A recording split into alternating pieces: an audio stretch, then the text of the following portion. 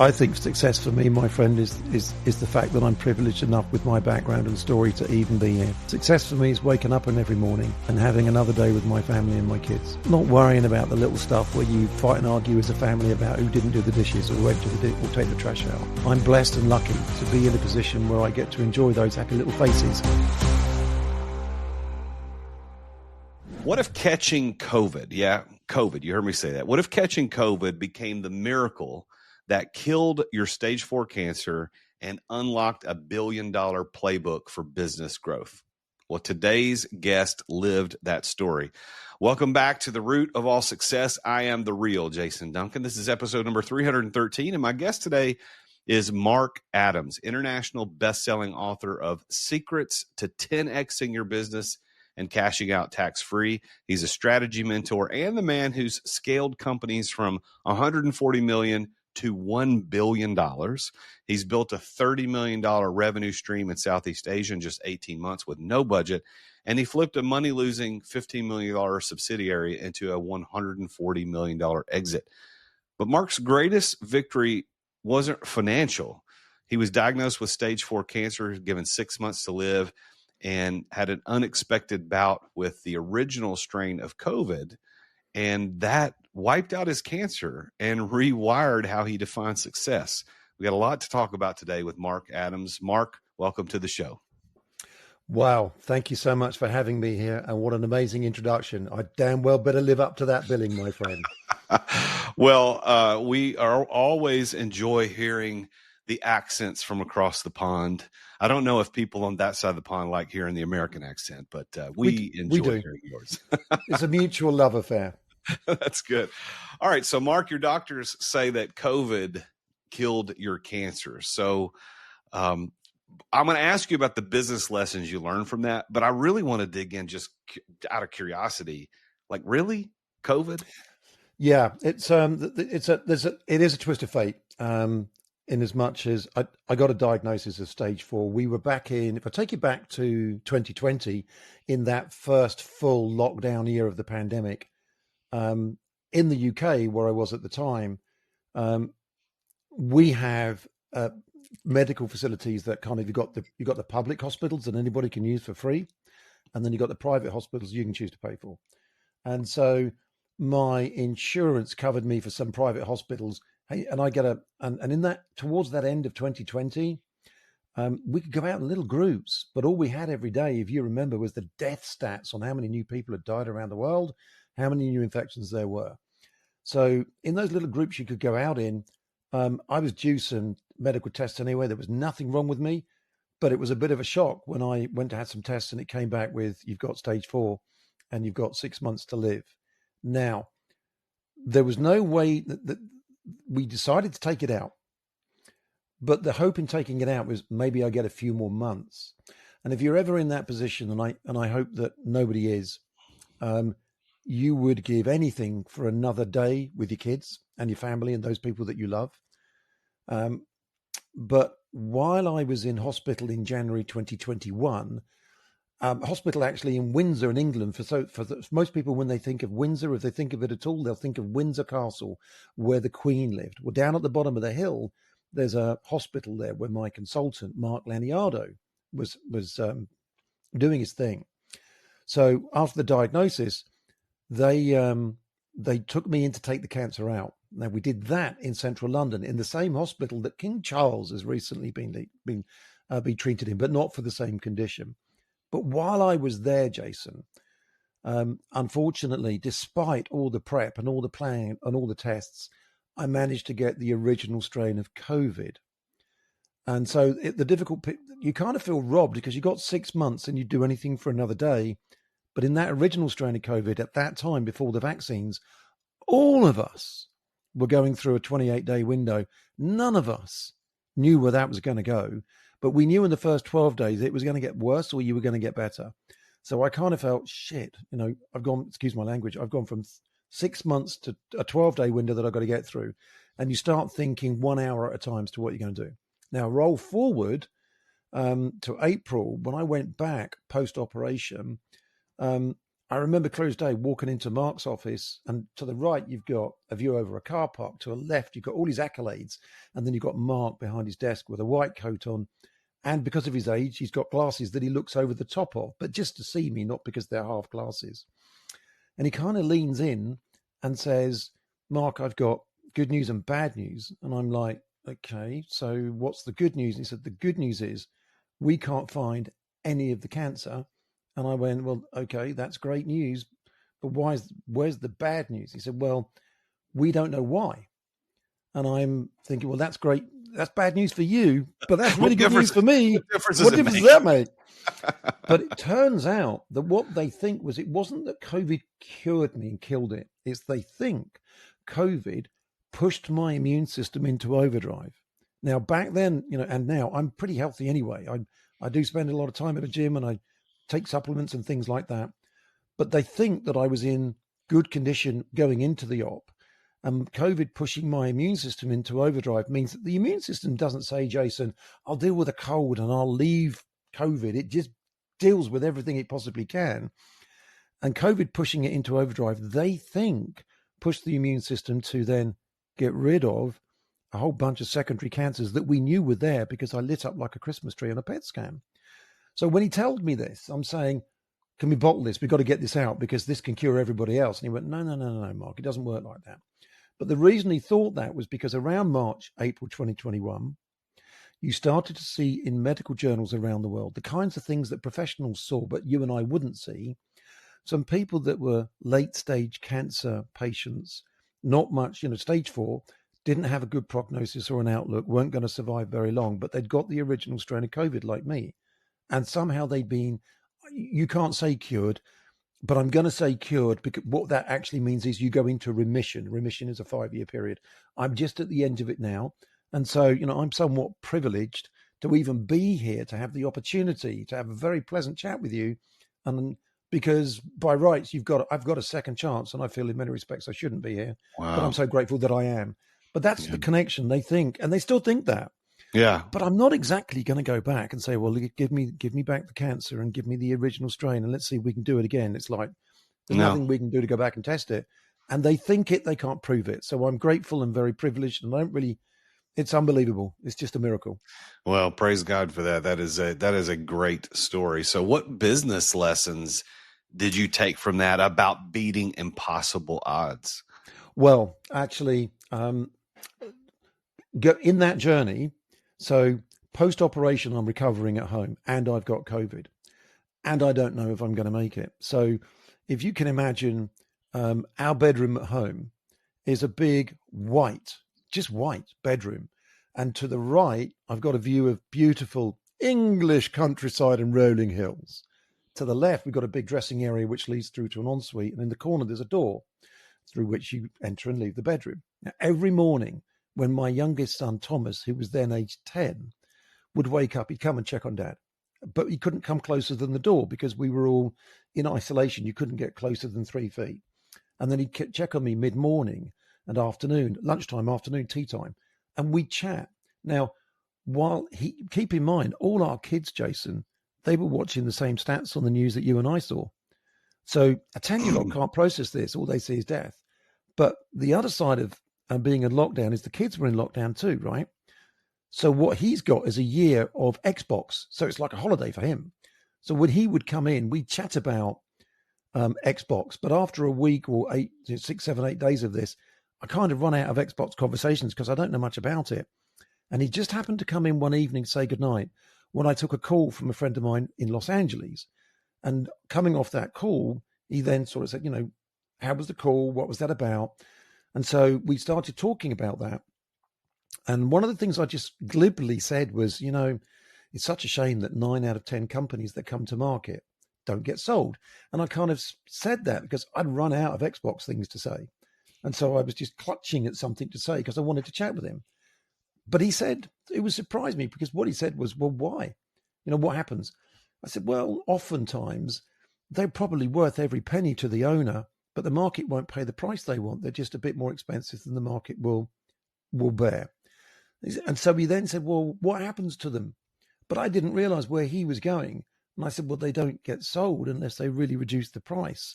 And they can't really reduce the price because they need that money most of the time because they're going to retire and they need it for their retirement. I was particularly focused on one segment of the market at that time. So he says, well, what happens to the one? And I said, well, they get sold. And he said, well, why aren't you helping the 9? I said, well, what do you mean? Because in private equity, if it's not the right price, you walk on by. Very unemotional, not the right thing to do. And I feel embarrassed to even say that to you, knowing that that's what I used to be. But his line on that was, well, Dad, what happens if those 9 companies don't sell? And I'm saying they got to reduce the price. But what he means, and then went on to say, was, what happens if their mums and dads get COVID and they die and they didn't sell their companies? What happens to their families? Who's going to look after them? That's what he was thinking. That's what he said. Wow. So there was a big pause. I didn't have an answer, but I felt that I needed an answer. And all I could muster pathetically was, that's a good point. I don't really know. He said, well, what are you going to do?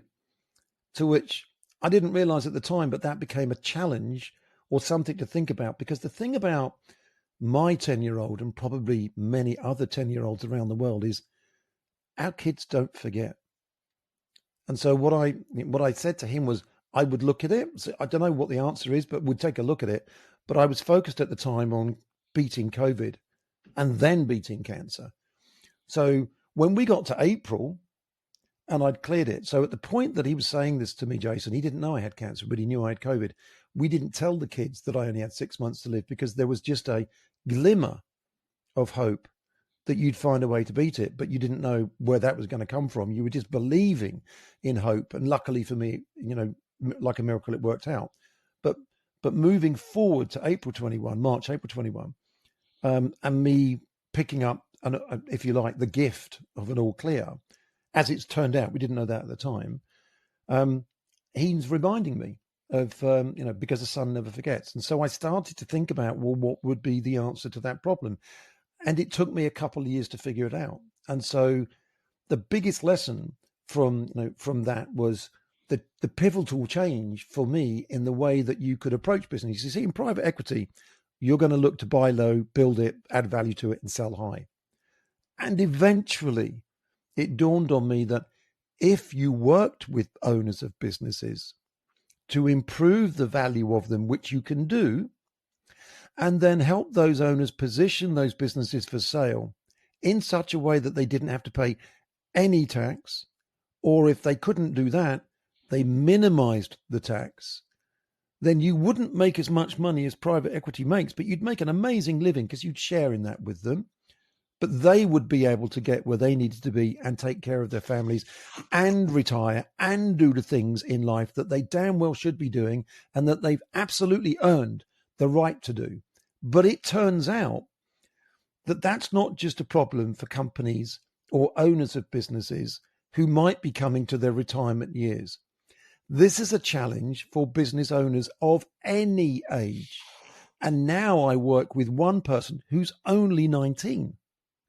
And he wants to be, his plan of what he wants to do is amazing. He wants to be a digital nomad. In his case, when he was 15, he had a big problem with drugs. His parents were pulling their hair out. They thought they were going to lose him. The police were amazing because they knew he was a good kid and it was a good family, but he pushed the limits with what he was doing to the point where it was going to be prison.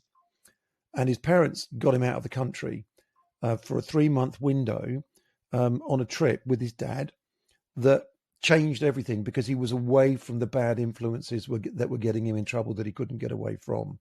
Now, fast forward, he's back on the right track, would never look at anything that's got, remotely to do with drugs or anything like that, which is obviously what it should have been, but not every kid is like that. But what he started to do is document this and put it down in a mini book, not for his peers, but for mums and dads of other parents that have got kids like that, because there's not many places you can go to get much help, certainly from anybody that's been through it, survived it, and sees it from a different perspective.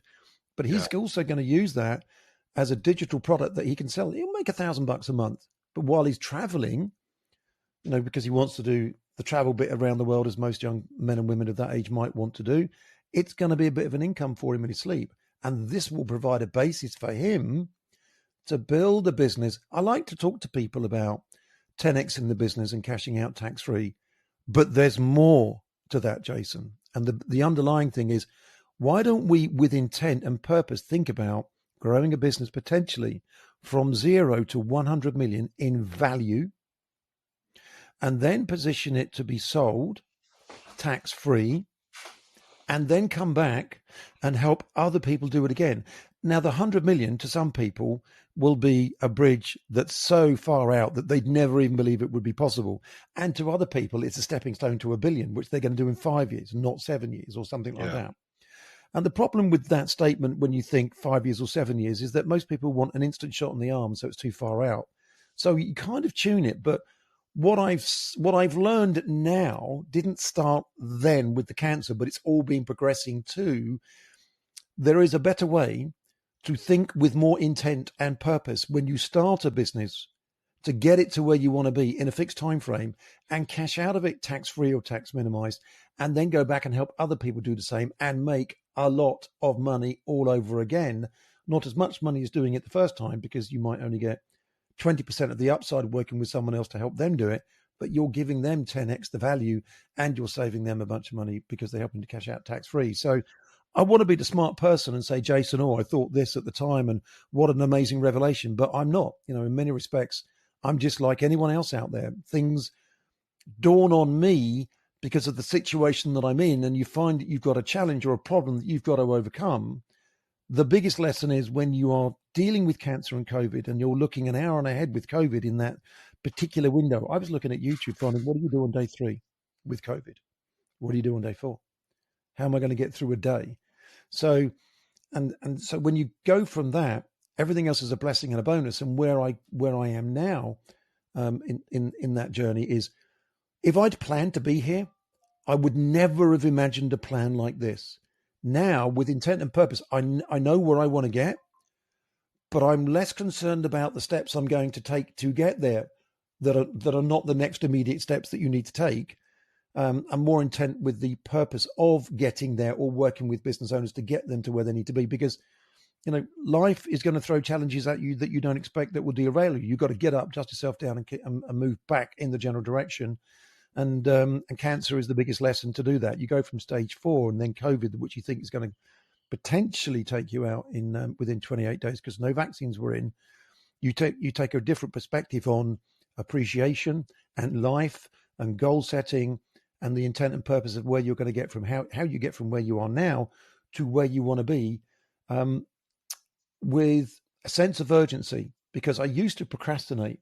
Now I'm grateful for every single day because I didn't have more than 12 at the lowest point. So you don't have to, when you've got 12 days and you're in that window on day 5 when my breathing was bad and I didn't think I was going to get there. And I remember saying to my wife, I'm fighting for every breath and I'm not giving this in. And I'm literally gasping.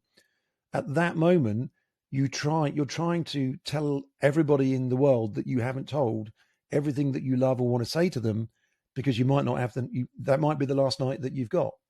Now, it sounds a little dramatic, but the lesson from that is I've come through it. I'm grateful to be here. Now, a sense of purpose and getting shit done, as I like to call it, in moving towards achieving that goal is really important. And most business owners don't necessarily have that. We're going to go for a 50 million exit or a 20 million exit or a 100 million exit with a sense of purpose on how they are going to get there. Yeah. So well, that's you a scale. really clear thing.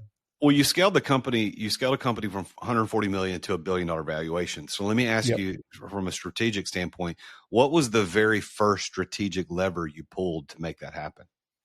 People. I believe in people. In that particular business, it was before this cancer incident. So I've been in and around what I do for, well, it's nearly 4 decades, but I don't really want to say that, but certainly over 3 decades. In that particular situation, it was a company that was not doing very well. And so there had been a number of senior VP stroke CEO people in that business, and it had just been flatlining and declining. What most people that I have found through my career when they go in is they're either very people-centric and they'll spend a lot of time investing in the people and getting to know them, because the people that are at the coalface of the business are the ones that are really going to tell you what's going on. The people in the ivory towers sometimes feel they know what's going on, but they miss out on what is actually happening. So it doesn't necessarily materially change the direction. Steve Jobs was brilliant at keeping in touch with what the customer wanted.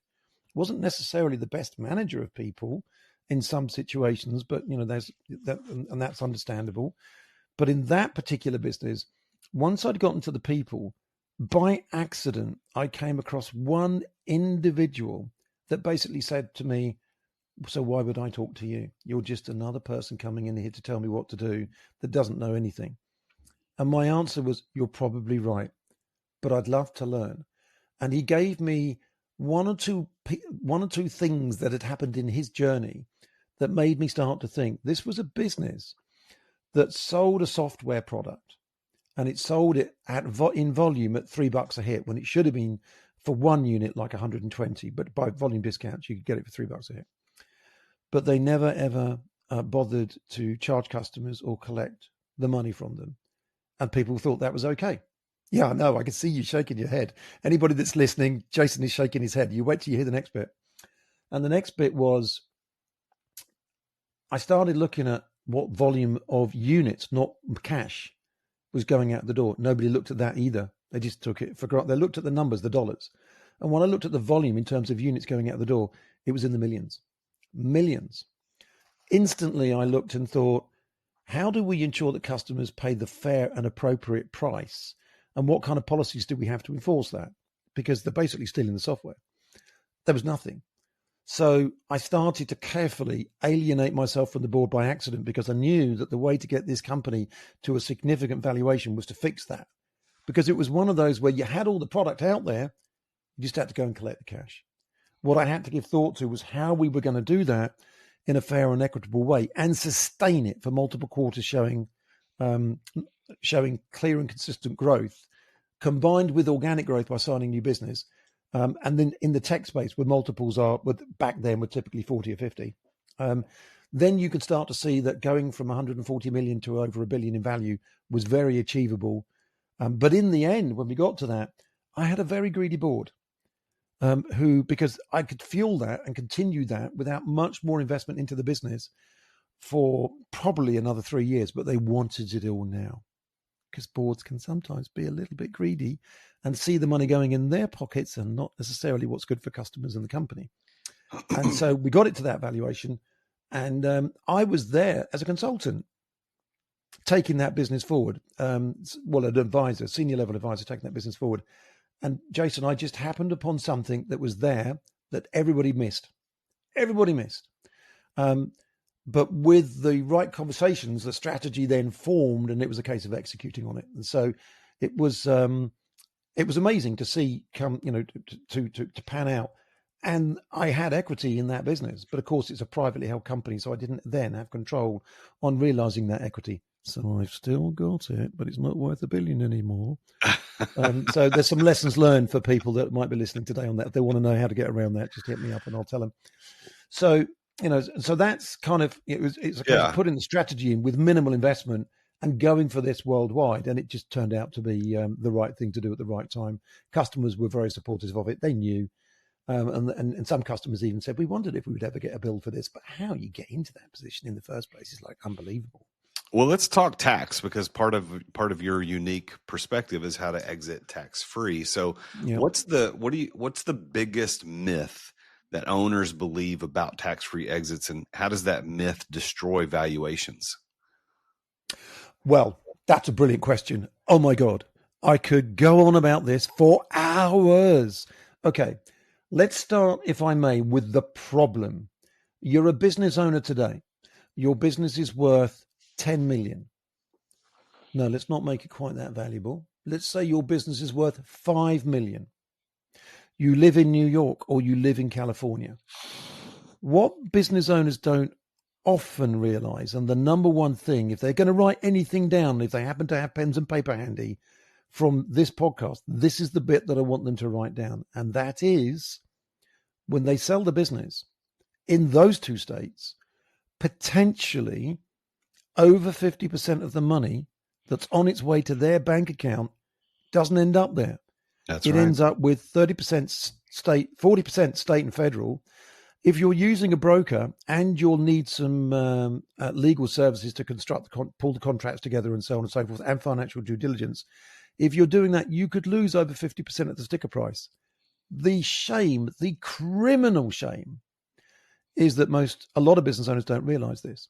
So the bigger issue, so that's the really big issue. Now, so when I wrote the book, actually, quick diversion, it will come straight back onto topic. It got banned by Amazon. And I wrote the book myself. It took weeks, it took months to write the book. And then I'm self-published. And so I didn't have anybody referencing in it. I got copyright for it. It got banned. And I knew that I couldn't think of a reason why. And then all of a sudden it dawned on me. Could it be that the title of the book, Secrets to 10xing Your Business and Cashing Out Tax-Free, was a little bit much for Amazon, for Audible, for Kindle, or anyone else? Now, when I wrote to Amazon, having been banned, and said, please relist me, of course, they don't have to do, I'm just nobody, but they were very kind. They didn't engage in a lot of dialogue, and they never admitted that this was the reason I got banned. So after some weeks, I wrote back to them and said, look, maybe if you think the title's a little aggressive, I can understand why you might think that. But the reality is, I am only taking people like you and I, Jason, and your listeners, who are Main Street business people, and sharing with them the possibility that perhaps some of the things that the Elons do, some of the things that the Jeff Bezoses, founder of Amazon, are able to do might be of a variation potentially possible with some kind of different thing possible for our listeners, your listeners, to do themselves. And so while they can't do necessarily what Elon and Jeff Bezos do, there's other ways of organizing and structuring a business that might allow an owner to come out tax-free. Now, I've got to tell you, it doesn't work every single time. Let me tell you why. In one case, it didn't. I'm working with a business on the West Coast that's worth $6 million, owned by two people, and I can definitely structure them for a sale where they'd actually get 7.5 million and exit that business tax-free. But I need time to do that. I can't do it in a couple of weeks. It needs a bit more time. But they don't want that. They're 75 years old. Their wives want them out. They want to spend time for the rest of the time they've got doing the things they'd always promised that they would want to do. So they said, no, we don't want to do that. And so sometimes you can share with somebody how we're going to do it, but they don't want to. Or sometimes because of their circumstance, it may be that I can structure it and suggest this is how it will work for you, but that's not what they want to do. I gave you one reason. There's probably half a dozen popular reasons why people might not want to, adopt a strategy. So it won't always work. So you will then go to tax minimized. Now, the importance for listeners, if you could do a tax-free, is you want to get, if you can sell for 8, you'll still have some fees and costs. But if of the 8, 4 of it is tax, and you could save not all of it, but 3 of it, then you want that money in your bank. You've earned that money. It's your money. Why are other people sticking their dirty, stinky little fingers in the legacy that you've built over decades in many cases? So it's important to try and maximize that piece, which is part of the selling process. What most people get confused with is, and the consequence is, they get confused with, they've sold the business, they have now got the net tax position. So using my 8 million example, that's 4 million in their bank, not 7 or 8. And then they can roll that and do lots of things with it to protect it and minimize the tax going forward. But wouldn't you be better to start with 7 than 4 if you could? And it's just a bit of a secret. Now, I don't want to tell you and your listeners that it's the one thing that's the same thing for every single person. It isn't. You've got to take into account their personal circumstances. And believe you me, I've had some of the strongest, most experienced tax planners and advisors shred me in conversations on this. Every single one of them's come around to my point of view. In fact, some of them have gone back into their businesses and gone, oh my God, we're doing this the wrong way. All I'm doing is disrupting what we traditionally think in the favor and in the attempt to maybe put more money in the owner's pocket, Jason. That's all it is. So the tax piece of it is critical because somebody once said, and I don't know who it is, half of wealth is creating it. The other half of it is keeping it. And by the way, whatever gets done has to be watertight and legal. Nothing dodgy here. Nothing, vaguely blurry here. It's absolutely, and it's not always tax. It's just structuring the business in the right way. And most owners, why would they know that? They're brilliant at doing the thing, not organizing companies. And so I started to really dive into this and find that in many countries, there's things that you can do. So if you can't tax free, you tax minimize. You can always do one or the other. And so the worst case position is just to accept it, roll over, sign the paperwork, and just watch the money disappear. But the other problem and consequence is if your business is only gotten to the point where it's significantly valuable, but not necessarily valuable enough, it's only going to support part of your retirement years. If you're thinking of retiring, then maybe 5 million is not enough for the rest of your retirement. So you've got to increase the value of it before you sell it. And therein lies another really important strategy, which is how do you increase the value of a business without actually having to go out and spend a load of your own money growing organically the sales, which will take you another 10 years to get to double it anyway, maybe, or without having to buy other companies, which you could do, but that's going to take cash and time and effort. Maybe you could do that in a way where you didn't actually have to spend much money, take a lot of time, get it done, maybe within a year, certainly within 18 months. So if you could do both of these things, you now go from a 5 to a 10, and you got a lot of money. You would have had 2.5. Now you got 9.5. Yeah. And so when you bring this stuff together, I realized in writing the book, I wanted to help people as I really got into researching for the book. And then people started asking me about it. And then I was invited to my first podcast, and then I was invited to some more. Now I believe this is so important. I'm lucky enough to have an agency try and persuade great people like you to have a chat with me.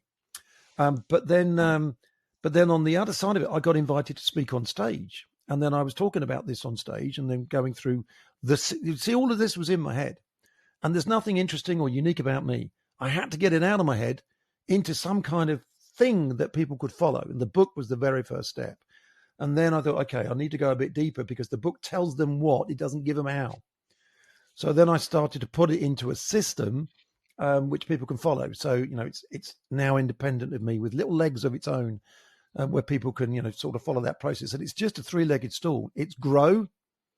I think if you're in the 0 to 5 million range in revenue, you're growing. It's exciting. It's what I call the Ferrari stage of life. You and I like cars, right? You're an American.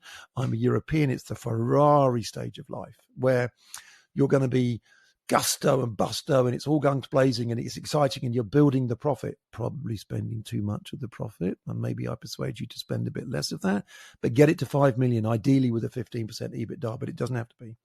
Then you start moving into the next phase, which is everything in the red phase and the Ferrari phase, but now you want to go from 5 million or 10 million to 20, 40, 60, but you're not going to do that by organic anytime soon.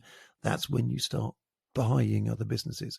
I like to call that the Lamborghini phase. I like cars. And so why do I call it that? It's because Ferruccio Lamborghini once said, when you're on the way to making it, but you're not quite there, you buy a Ferrari. But when you've made it, you buy a Lamborghini. So this is the making it stage to accelerate exponentially the value of the business by bolting on another one. Because, some people may not realize, although many probably do, that you could double the revenue and a profit of a business in a single day if you bought another one and bolted it on the side. Now, all the big corporates do this. Why can't mainstream people like you and me do that? And so that's how you sort of scale that piece. But there's going to come a time when you want to come out of that. Maybe it is retirement, but this actually applies in your 20s and your 30s, 40s, 50s. 60s, 70s, you might want to retire, but you can still go again. And certainly in your 80s, you probably retire. So you get to this green box that I talk about, the green leg of the stool. That's my Bentley phase.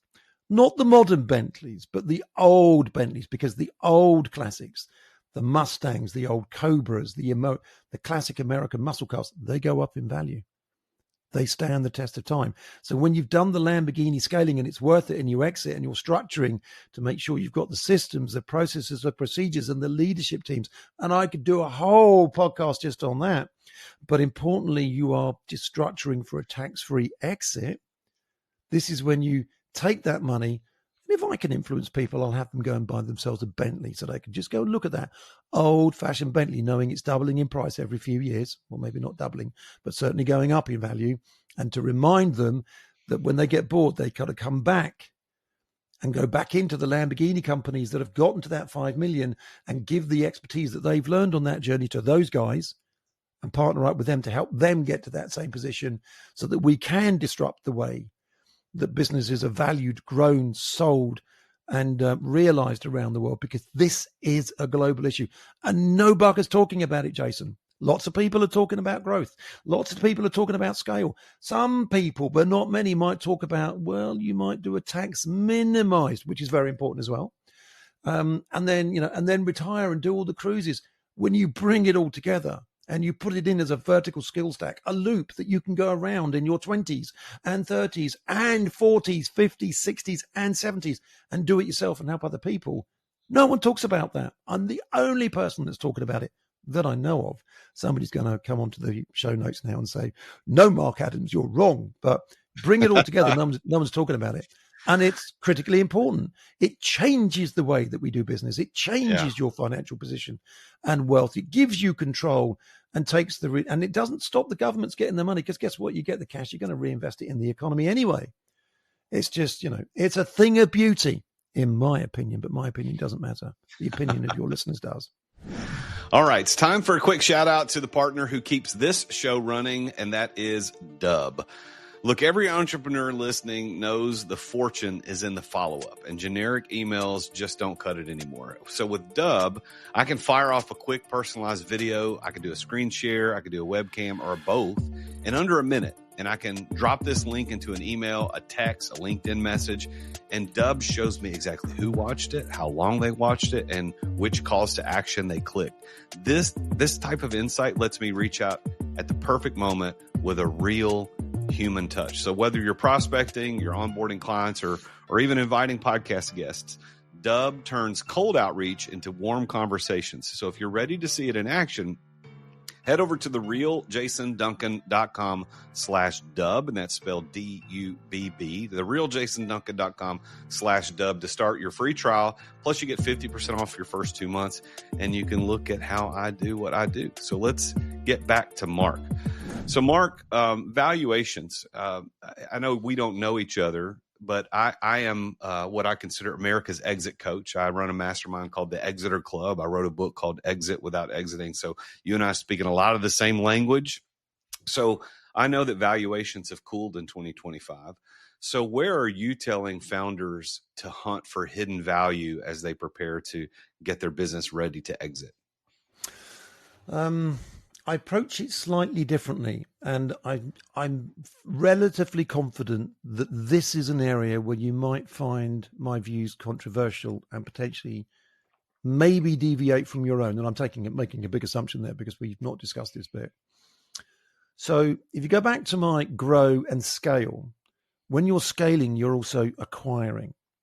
So a lot of people will say, and I do agree, that if you're going to get a decent exit from a trade buy or a PE or a family office, you need to have a management team. If you as an owner would like to get away from that business sooner rather than later, you need to be in a position where you are no longer the bottleneck of the business and you're not running it. You've got a decent leadership team in play. And you need systems and processes and procedures. Now, in that Bentley box that I spoke to you about when I was talking about tax-free, I wasn't talking about this, but that's where this lives too. So what I say to founders, and here's the controversial bit, is don't worry about that now. Start worrying about that and thinking about and structuring it when you are acquiring these other businesses. Because if you acquire businesses that have got young leaders, 30s, 40s, 50s, these will be the group leaders of your company, and you've just got to make sure you've got the culture right and the blend right of the people that you're hiring. And that's a job in its own right. And those companies, depending on the size, probably have systems, processes, and procedures. So then you can start to blend what that might look like for the overall group and what the system's going to be across the companies. Too many businesses that I've worked with are hung up on acquire and integrate, and that's something I passionately discourage at this stage, because I've been involved in too many integrations that have completely screwed up. And then you end up losing the people. And the kind of integrations I'm talking about are particularly when they're IT-centric or IT-led. But I recognize it needs to happen. And then the other reason why I kind of say we need to do it, be mindful of it, is because you don't know who your buyer is. And that buyer may have systems, processes, procedures of their own, and they will want to bring those to the group that they're buying. And so I'm mindful of that, but I prepare for it more, or work with owners more on that as it relates to who's buying this. So we'll go out and look particularly for, so if I'm working with a business and we're at that stage and we're prepped, and I've got 3 of them right now, I'm looking for the buyers first. But none of these businesses that I'm working with are on the market, because when they're not on the market, there's scarcity, and I can drag the owner. I shouldn't be saying this on air because somebody's going to realize what I'm doing, but I can drag the owner kicking and screaming metaphorically to a table for an initial dialogue with a potential private equity firm, with a potential family office, with a potential trade buyer, to start seeing if there's a meeting of the minds, and then all of this stuff falls out of the middle. My job then is to secure the best price for the seller. And the way that I'll approach the buyers is I don't charge them any money. I'll make it as frictionless as I can, because I won't have relationships with them because I'm diverse across the industry types that I'm working in. So a good example of this is, and I can't mention the name of the company, but I'll tell you it's in the hospitality sector. It's on the West Coast, and they're big for what they do on the West Coast. They're about 18 million top line, 2.5 million bottom line, decent business, retirement sale. And they're wondering who's going to buy them. They're thinking they'll go on the market with a broker. And I'm saying, don't do that, because with the best will in the world, you go on the market with a broker who incidentally do a good job. Everybody knows you're for sale, and it's a race for the bottom. They're going to try and bid you down.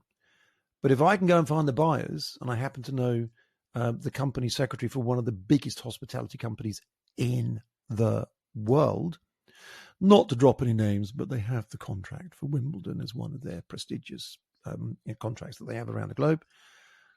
So what that leads to is an outline of top line, bottom line, really good family run business, stronghold in what they do, be traded for 30 years. Would that potentially be something that you might find appealing?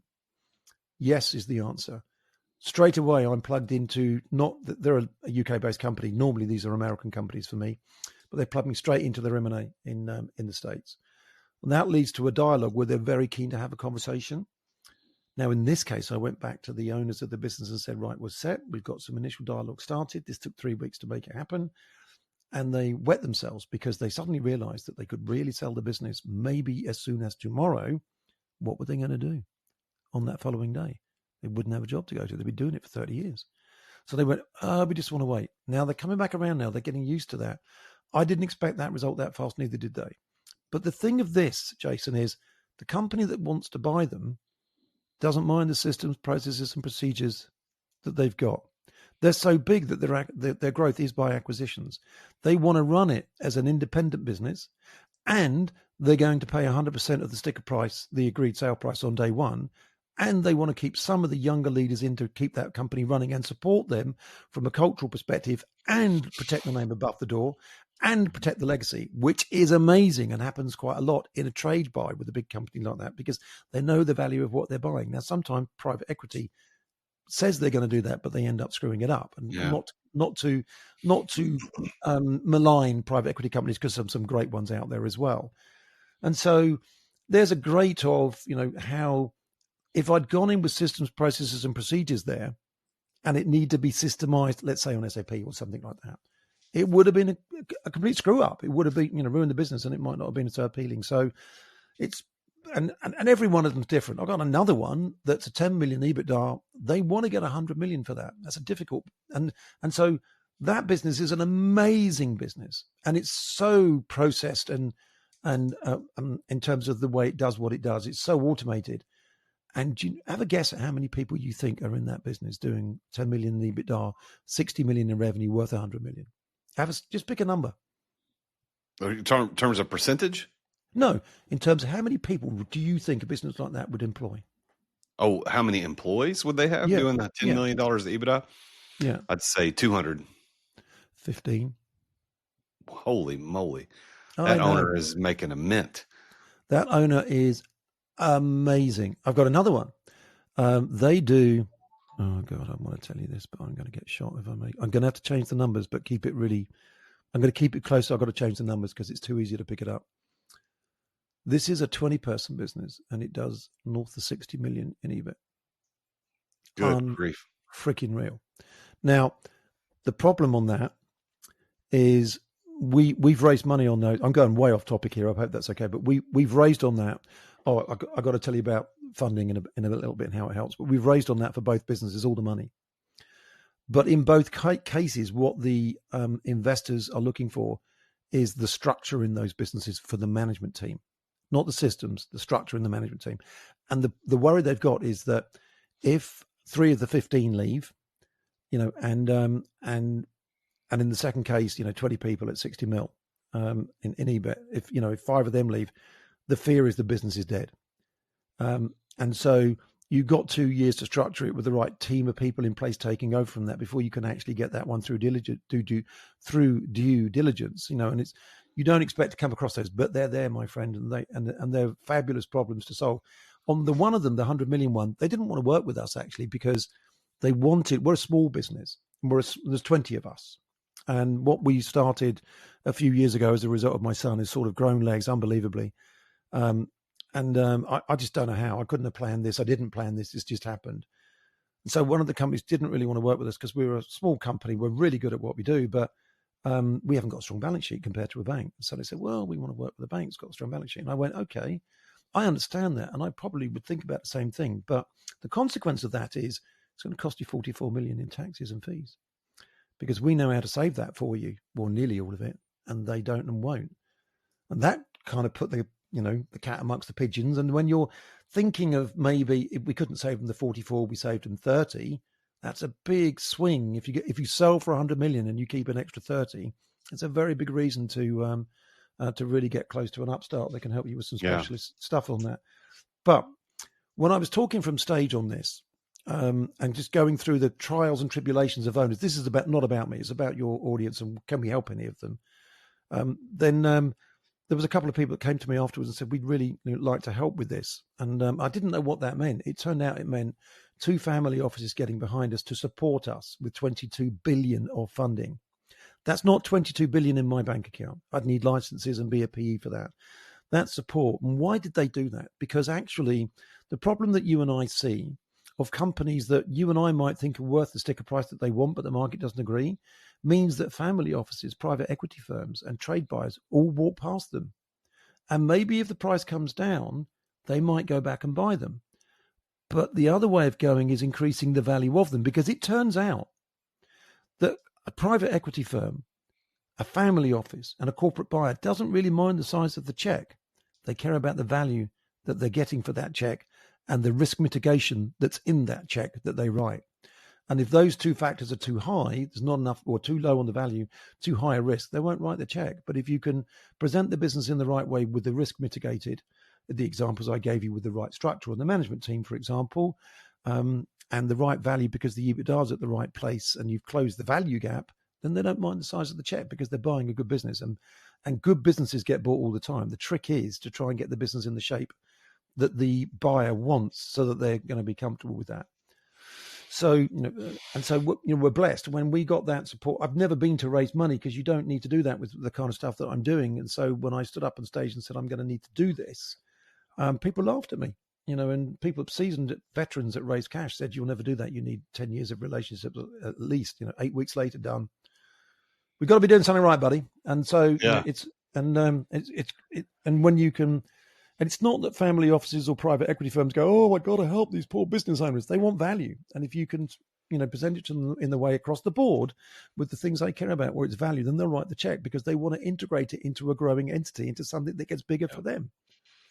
Am I making sense? Mark, yes, making perfect sense. And I would love to engage with you a lot longer about this, but unfortunately I'm up against the clock. So we're going to have to hurry through the last couple of questions. This is a really important one. And I ask this of all my guests in 313 episodes. How do you personally define success?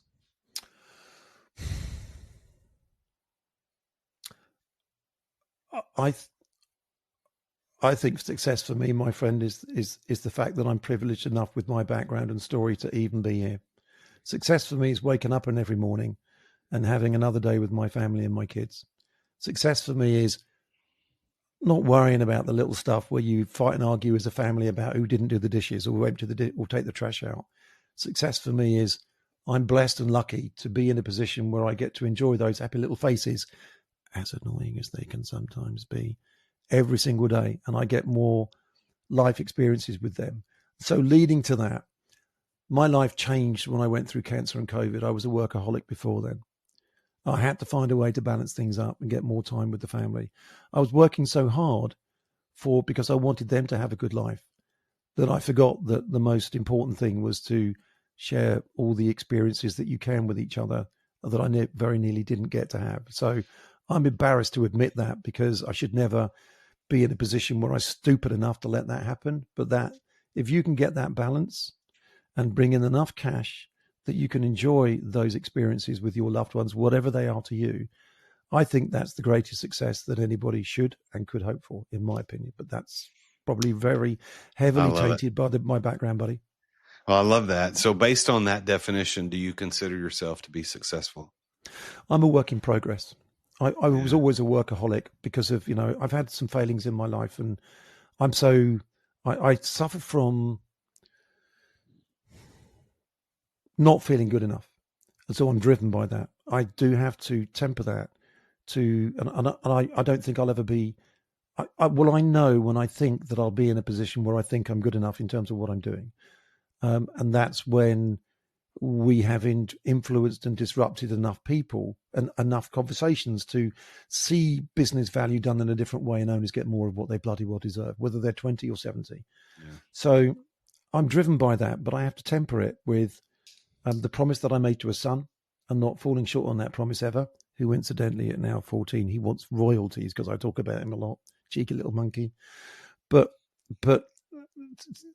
success and will be measured by whether I can keep that balance and do enough, but not let it rule my life. Because I've got a few summers left with my kids before they're doing their own thing. But I am blessed that two of them actually want to get involved more with what I'm doing. And to get to walk the path with your kids is probably the greatest gift that somebody could give me as a result of what he started me thinking about, and that pivoted me into this direction. So I hope that's, I don't know whether that's a fair answer either, because no one else is going to go down that path without the background. No, that's good. Well, Marc, it's been an amazing conversation, and I congratulate you on your success. People want to get in touch with you. Your website is acquisitionsforyou.com, and the 4 is the number 4, acquisitionsforyou.com. And then you can look at Marc Adams, M-A-R-C Adams, on social media and find him at acquisitionsforyou.com. Marc, such a pleasure. I'm very, very honored to know you. Thank you for being on the show today. It's been a great conversation. Thank you, and the honor's mine. It's an absolute privilege to be here, and I'm blessed and thankful that we have the opportunity to spend some time together, and I look forward to doing that again soon. Well, thank you again for being on the show. All right, you know what time it is. It's time for another edition of JD's Public Service Rants. This is the part of the show where I call out the little things that shouldn't have to be said, but clearly they do. So if you're guilty of this one, consider yourself put on notice. I want to talk to you people who wear headphones or earbuds while walking or jogging in public spaces. Listen, if you're out walking or you're jogging when you have your headphones in and both ears are covered, I need you to do everyone a favor. Keep one ear open, because you're not the star of an action movie. Other people actually exist around you, and they're probably trying to use the same space. So when someone like me or someone else rides up on a bicycle on the left and says, on your left, it would really be great if you actually heard us before we have to swerve off into the grass because you just decided to take a left shimmy forward and almost run us off the road because you can't hear. So please, for safety here, know that this is kind of important. Take at least one earbud out of your stinking ear. Well, that's it for today's JD's Public Service Rant. If you got an idea for a public service rant, send it my way. And remember, don't be that guy. Well, thank you for listening to today's episode of The Root of All Success. I've enjoyed very much having a conversation with Marc Adams. What a great story. What that story of cancer and COVID and his son. What a touching reminder of what's really most important in life and how some of our biggest blessings come in places we don't expect them to show up. So I'm glad that you listened today. Go back and listen to this again. Reach out and talk to Marc at acquisitionsforyou.com. Thank you for listening. Make sure you tune in again next time when I talk with yet another very successful person about his or her journey to success. Until then, as always, I am the real Jason Duncan, and Jesus is King. Attention business owners. Attention business owners. Feeling burnout from running your business? Uncertain if you're nearing burnout? Take our free 10-question business burnout test at businessburnouttest.com to discover where you stand. With just 10 quick questions, you'll learn how to immediately begin making changes to regain freedom and success. Cut your daily operations time in half. Improve your quality of life and prepare your business for your future exit without losing revenue or profit. Visit businessburnouttest.com now and take the test. Thank you for listening to another edition of The Root of All Success with the real Jason Duncan. If you've enjoyed this week's episode, visit therootofallsuccess.com to access the show notes and other helpful resources. Follow Jason on social media at The Real Jason Duncan. See you again next time here on The Root of All Success.